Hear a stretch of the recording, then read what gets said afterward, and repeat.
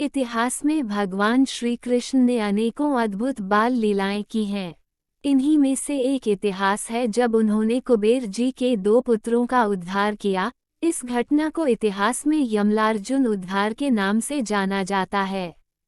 यह इतिहास ऐसा है कि जब भगवान श्री कृष्ण के बाल रूप की आयु करीब 2 वर्ष रही होगी, तब एक दिन की बात है।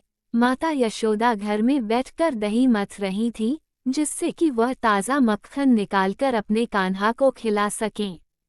तभी वहां बालकृष्ण आ जाते हैं और वह मां से दूध पीने की जिद करने लगते हैं।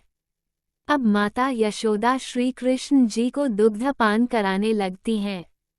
लेकिन तभी माता यशोदा को यह याद आता है कि उन्होंने चूल्हे पर दूध पकने के लिए रखा हुआ है, जो कि अब उफन कर बहने वाला है।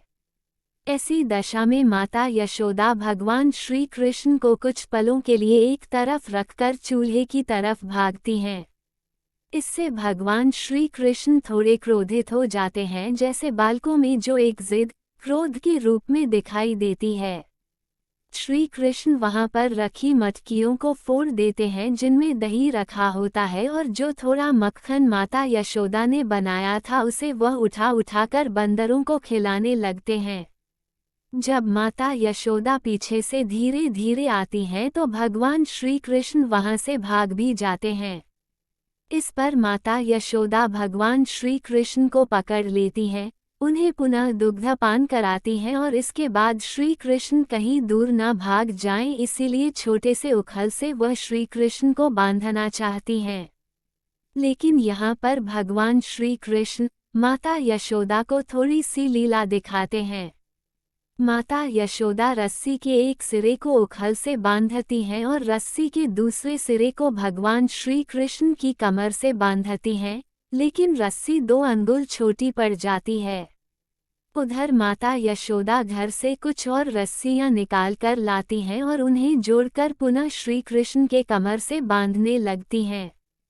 लेकिन फिर से वही अद्भुत घटना होती है, रस्सी 2 अंगुल फिर से छोटी पड़ जाती है। अब माता यशोदा को बहुत ज्यादा आश्चर्य होता है, उन्हें लगता है कि ये तो मेरा इतना छोटा सा कान्हा है और इसकी इतनी पतली सी कमर है, लेकिन ये कैसे रस्सी 2 अंगुल छोटी पड़ जा रही है। फिर माता यशोदा घर की सारी रस्सियां ले आती हैं, उन्हें आपस में जोड़ देती हैं और श्री कृष्ण के कमर से उन्हें जब बांधने लगती हैं तो फिर रस्सी 2 अंगुल छोटी पड़ जाती है। माता यशोदा को बहुत ज्यादा थकावट हो जाती है और वह चुपचाप बैठ जाती हैं। भगवान श्री कृष्ण की बाल मन को बड़ा आनंद आता है। माता के साथ ऐसा मजाक करके उन्हें बड़ी प्रसन्नता मिलती है। अब वह अपनी लीला को बंद कर देते हैं और अब चुपचाप वह माता यशोदा के द्वारा बंध जाते हैं। इसके पश्चात रस्सी के एक सिरे को उखल से बांधकर और उसी के दूसरे सिरे को श्री कृष्ण की कमर से बांधकर माता यशोदा निश्चिंत हो जाती हैं कि अब यह मेरा लाला कहीं दूर नहीं जाएगा और घर के अंदर ही रहेगा। वह अपने काम में व्यस्त हो जाती हैं।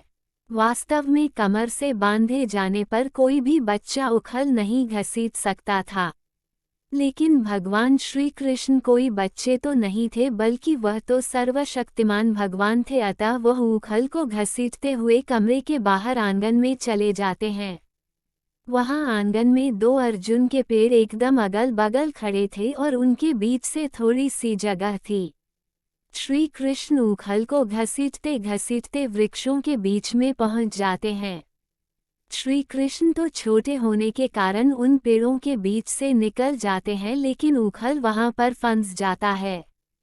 ये क्रिया श्री कृष्ण जानबूझकर कर रहे थे। इसके बाद श्री कृष्ण थोड़ा सा दम लगाते हैं उखल पर और सर्वशक्तिमान भगवान के थोड़ी सी ताकत लगाने मात्र से ही वह दोनों अर्जुन के वृक्ष चरचरा कर टूट जाते हैं।